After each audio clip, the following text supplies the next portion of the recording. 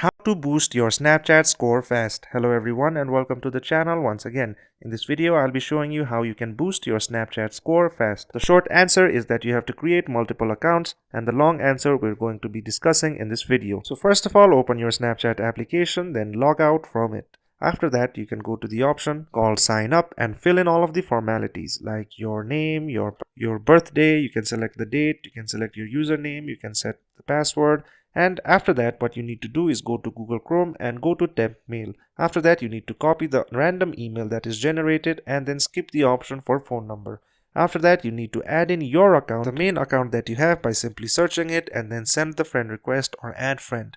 After that, you can trade in the snaps and boost your score that way. Make sure you use the temp email address so that all of your account is created swiftly. And there you go. That is how you can boost Snapchat score fast. I hope you enjoyed the video, and if you'd like to see more content like this, please consider supporting us by subscribing to the channel.